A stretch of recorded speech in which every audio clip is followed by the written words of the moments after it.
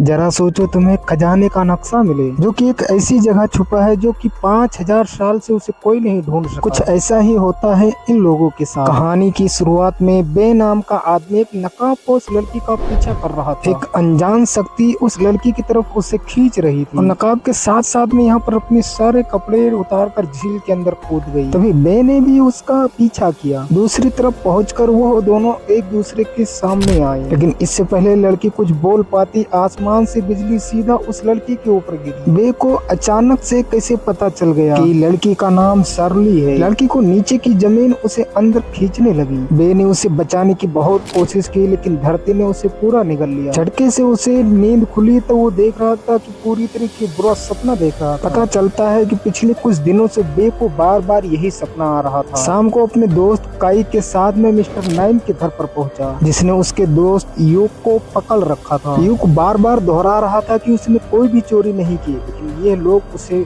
ऐसा नहीं मान रहे थे।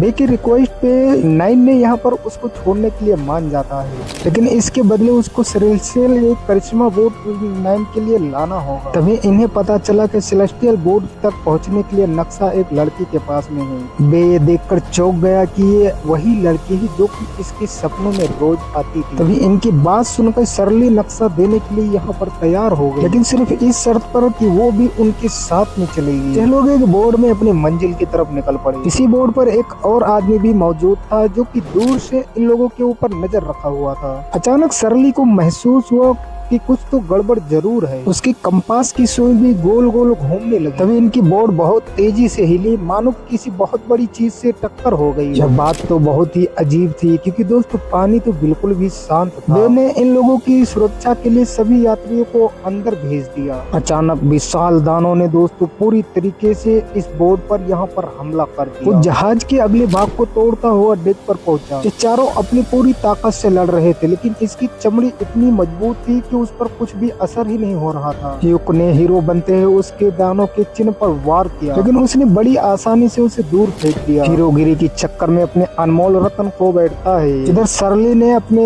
विस्फोटक हमलों से इसके ऊपर तीर से हमला किया, जिससे वह वापस पानी में जा गिरा। तभी बे ने इस मोनिस्टर को कैद करने का प्लान बनाया। इन लोगों ने बोर्ड से कुछ सामान उतारकर नीचे जाल की तरह बिछा दिया। इन लोगों का प्लान कामयाब भी हो जाता है और इन लोगों को जाल में इसको फंसा भी लिया, लेकिन वो इतना ताकतवर था कि बोर्ड की ऐसी की तैसी कर डालता है। ऐन वक्त पे दोस्तों अनजान व्यक्ति ने यहाँ पर एंट्री ली। उसने अपनी जादुई शक्ति से उसे ऐसा मारा कि वो यहाँ से दुम कर भाग निकला। यह आदमी डॉक्टर सन नाम का एक साइंटिस्ट है और यह भी सेलेस्टियल बॉन्ड की चक्कर में इन लोगों के पीछे आया था। उसने इन लोगों से बताया कि इस दानों को सुरक्षा करने के लिए इसी चीज को छोड़ा गया था और तुम लोगों को रास्ते में कई और ऐसी चीजों का सामना करना होगा। उसकी नॉलेज से इम्प्रेस होकर इन लोगों ने अपनी टीम में इसको भी शामिल कर लिया। तभी यहाँ पर नाइन की बेटी लिन भी यहाँ पर आ धमकी। दरअसल यूक और लिन का यहाँ पर चक्कर चल रहा था। वो यूक से मिलने के लिए यहाँ पर लिन आ जाती है। रास्ते पर आगे बढ़ते हुए पहाड़ की चोटी पर उन्हें एक मंदिर मिला। मंदिर की जांच करने के लिए यहाँ पर बे ने एक हिडन स्विच को दबाकर एक गुप्त रास्ता खोल दिया, जिसका इस्तेमाल करके ये लोग नीचे बहुत बड़ी सुरंग में पहुँचे। थोड़ा और इन लोग आगे बढ़े तो इन लोगों के सामने एक बंद दरवाजा आया। बे ने अपने दिमाग से यह दरवाजा खोल दिया। इस दरवाजे के पास में दूर दूर तक सब कुछ ढका हुआ था, क्योंकि धरती भी पूरी तरीके से जमी हुई थी, तो उस पर चलना मुश्किल हो रहा था। जब ये लोग सीधी ढलान पर पहुंचे तो सिरली का पैर फिसल गया और वो सीधे नीचे गिरने लगी। तभी बे कूद कर उसकी जान बचाने के लिए बे भी कूद गया। यहाँ पर खंजर गाड़ कर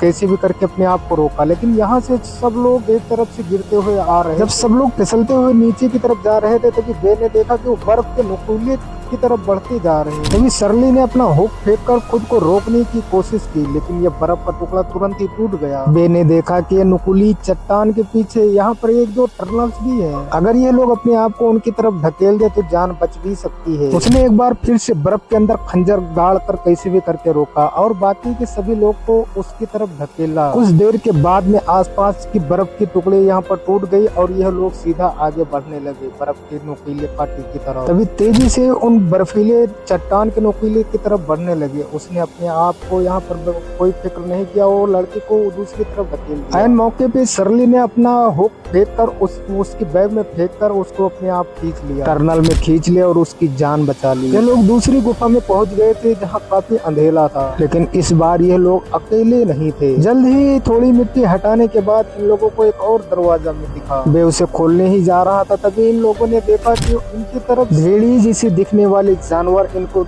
चारों तरफ से घेर लिया था। अब ये लोग समझ चुके थे कि इनके पास लड़ने के सिवाय कोई भी चारा नहीं, लेकिन ये भेड़ी जैसे दिखने वाले इतनी ज्यादा ताकतवर थे कि ये सब मिलकर उसे नहीं रोक पाए। वे समझ गया कि इन लोगों को छत के रास्ते ही निकलना होगा, वरना ये सभी इन भूखे भेड़ियों का खाना बन जाएंगे। बे ने समय को बचाते हुए तुरंत ही वो दरवाजा को खोल दिया। जमीन नीचे धंसने लगी। उन्हें एक और कमरा दिखाई दिया जो कि एक मंदिर के जैसा लग रहा था। बे ने यहाँ पर एक मौजूद अगरबत्ती को जलाया, जिससे यहाँ पर पूरी जगह जगमगा उठी। उसने इस जगह की छानबीन की और बताया कि जल्दी आग लगने की यहाँ पर संभावना भी ज्यादा है। यह लोग बहुत ही ध्यान से चल रहे होते हैं, तभी बे का पैर एक ट्रिगर पे पड़ा, जिसकी वजह से पूरा कमरा हिलने लगा। अचानक से इन लोगों के ऊपर तीर बरसने लगे। ये सब किसी भी तरीके से बचने के लिए आगे बढ़ रहे थे, तभी बे को आभास हुआ कि उन पर एक और अटैक होने वाला। अचानक इन लोगों की तरफ तेजी से घूमती हुई तलवारें आई। सभी लोग इससे बाल बचे। इसी तरह यहाँ पे कदम कदम पे कई जाल बिछाए गए थे। ये लोग किसी भी तरीके से बचते हुए हवा में घूमते हुए सेलेसियल बूंद की तरफ पहुँचे। वे धीरे से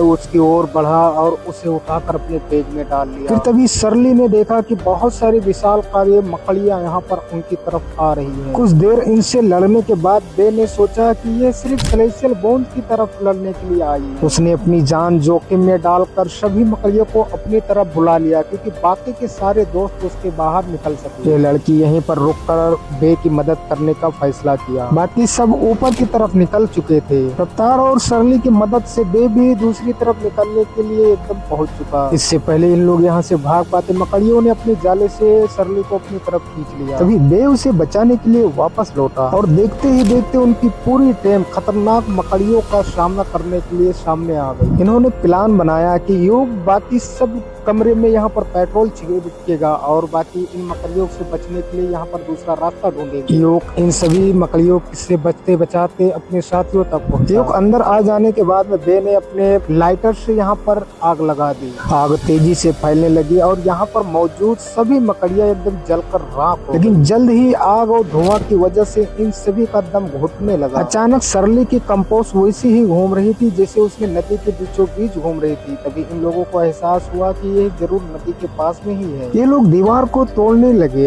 और दूसरी तरफ वो दानव जो कि बोट से लड़ा था वो भी दीवार को तोड़ रहा। जल्द ही दीवार टूट गई और पानी तेजी से अंदर आने लगा। मौका मिलते ही सभी लोग अंदर से बाहर की तरफ भागे। तभी बे ने देखा वो दानव उसका पीछा करते हुए उस तक पहुंचने ही वाला है, लेकिन खुद किस्मती से वो मलबे के नीचे दब गया। इससे बाकी और सभी लोगों की जान यहाँ पर बच गई। हम देखते हैं आखिरकार ये सब सही सलामत अपने घर की तरफ निकल पड़े। इसी के साथ में ये मूवी का यहीं पर एंड होता है। तो वीडियो अच्छा लगा प्यारा सा लाइक करके चैनल को सब्सक्राइब जरूर कर लेना और हमें कमेंट करके बताना आपको ये स्टोरी कैसी लगी।